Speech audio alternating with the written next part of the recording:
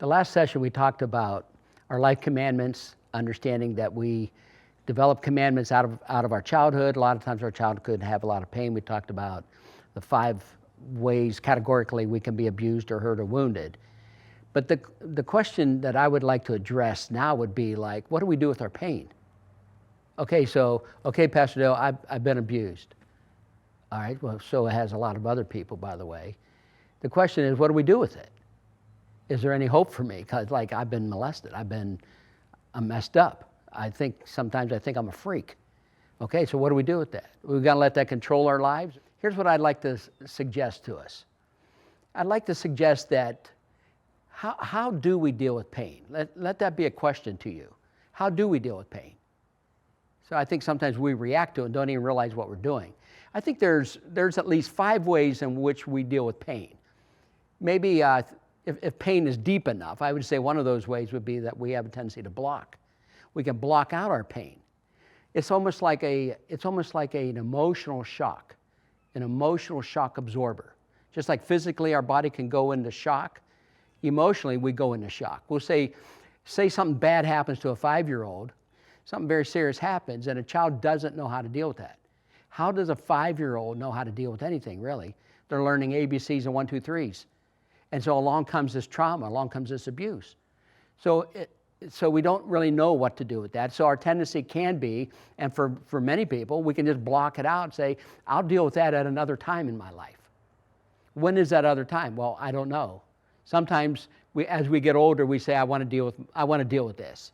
Okay, and so sometimes it comes up that way. But we have to be aware that we have a tendency, and to protect ourselves, our defense mechanism is to block. That's a reality. Another reality is deny.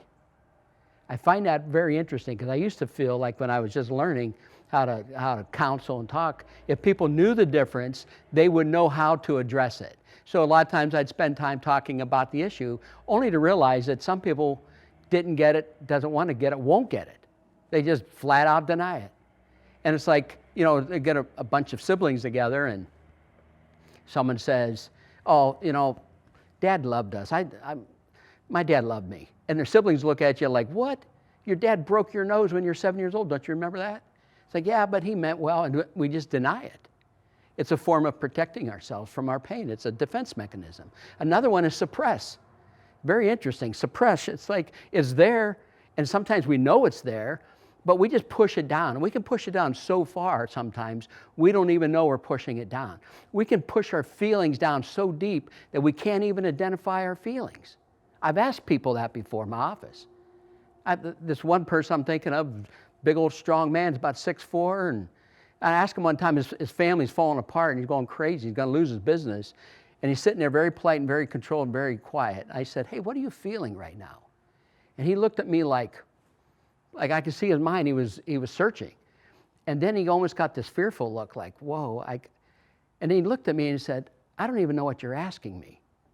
He so pushed his feelings down so deep, he couldn't even identify his feelings. We call that suppression. The problem with suppression, it goes in and it stays in. I'll ask people, like, what are you doing with your anger? Like, what anger? Like, where does your anger go? If you're angry and you don't want to admit to it, where does it go? We pushed it somewhere.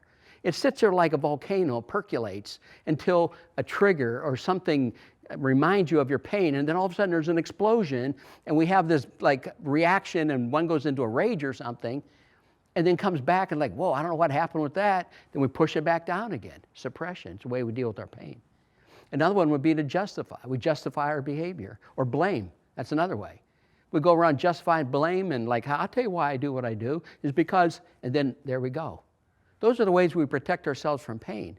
That gets in the way of our relationships with people. So some people like, don't go over there because like they're having a bad day.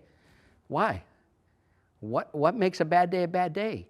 And so sometimes you have to be aware of that we are capable of protecting ourselves from pain and don't even know we do it. To be able to receive from someone and say, hey, can I tell you something? Be very important. It helps us. I would like to give you a helpful exercise that can help us with this, help you with this. And so here's what I would like to suggest.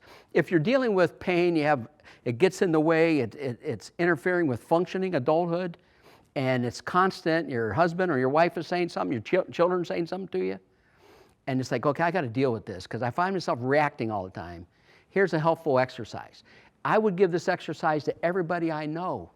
It's something that I feel is a transition from childhood into adulthood. I find 1 Corinthians 13, verse 11 says this: when I was a child, I spake as a child, I acted like a child, and I reasoned as a child. But when I became an adult, I put away childish things. There comes a point in our life when we have to understand our childhood issues as we transition and mature into adulthood. Ecclesiastes talks about in chapter 12 that we're all going to give an account for the deeds we've done in our bodies, both good and evil. Someday when we are going to give an account to the Lord for how we lived our life. That's adulthood. I call that adult privilege. God has given to us the privilege to live my life the way I see fit under God's say. Not according to Uncle Johnny or not according to my broken up, messed up home. I decide. That's adulthood. You're taking charge of your life. One way to take charge of your life and transition out of the pain of childhood is to acknowledge your story. That's the exercise. Get a journal, write down your journal, and identify your pain. Think about that. Identify your pain. Some of you might go like, whoa, I'm not doing that. I'm trying to forget my past. I hear a lot of people say that to me. I don't want to talk about my past. I want to talk about going forward. I want to talk about going forward. That's a good thing to do, but you cannot go forward until you deal with your past. Your past will dictate how you behave. You have to own your past. If you don't own your past owns you. If you don't own your pain owns you. You have to own your life. It's your story. Why not tell it? What's there to be ashamed of? What's there to be afraid of? A healthy person will own their story. Everybody has a story. I'll give you some biblical illustrations of that. In the book of Daniel chapter 4, Nebuchadnezzar tells his story of how he acted like a crazy man for 7 years. And he acted like an ox in a field, eating grass like an ox. His fingernails grew like claws, and he was the most powerful man in the world. And he tells the story of how he finally came to his senses and understood the sovereignty of the Lord. And when you read Daniel chapter 4, it sounds like, hey, everybody, I want to tell you a story. I want to tell you my story of how God, it's a beautiful story. It's a great example. It's what so many people do that are healthy people. They've dealt with their story. They know how to share it and help others with it. So here's what I would suggest you do. Acknowledge your story, every bit of it, every detail of it. Be thorough. Don't back away from something that's shameful or hurtful. Acknowledge your story. Psalm 107 says this. In the NIV, it says, let the redeemed tell their story. It's a form of glorifying God when we can share, this is what happened to me, but here's what God did. It's a form of a testimony. It's beautiful. It's powerful. So acknowledge your story and then embrace your story. Embrace it. It's your story. If you can't embrace your story, you're basically rejecting yourself. And if you're rejecting yourself, you're going to feel like everybody else is rejecting you, and it gets in the way of interpersonal relationships and conflict, and you live in conflict. John 8:32, beautiful verse, one of my favorite verses. It refers to John telling us that Jesus taught when he said that the truth will set us free. We don't have to be afraid of the truth. Don't be afraid of the truth. The truth is your friend. Acknowledge the truth and let the truth set you free. If you don't acknowledge the truth, you set yourself up for our adversary, the devil, to pound on you and cause and give you shame. Don't you tell anybody your story because they might think that you're a freak. Don't tell anybody. So we hold it in. And so I don't think you're a freak. You think you're a freak. You're in bondage to your story. Own your story. And then once you embrace your story, you decide what to do with it. It's like coming out of childhood. Now I'm an adult. What am I going to do with my story? It's like this here. You write your story out and then in detail, make it thorough. Don't run away from anything. Tell the bad stuff. Write it out, and then find someone that you can trust, and then read your story. It's a form of confession. You're confessing to someone else. You're also telling your story to yourself. Officially now, you're admitting to your story. After you write your story, and after you process it, and after you own it, then you're left with a decision, which is being an adult. Now you get to choose what you're going to do with your story. It's interesting because sometimes all there is left to do is to forgive someone. But at that point, it's your choice. it's a great gift that we get from the Lord to be forgiven, and also a great gift to forgive. So I'm going to suggest to you, do you write out your story?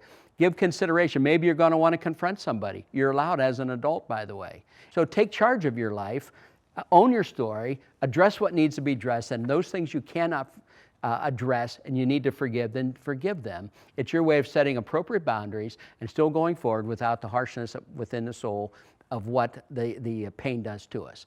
My suggestion is to write your story.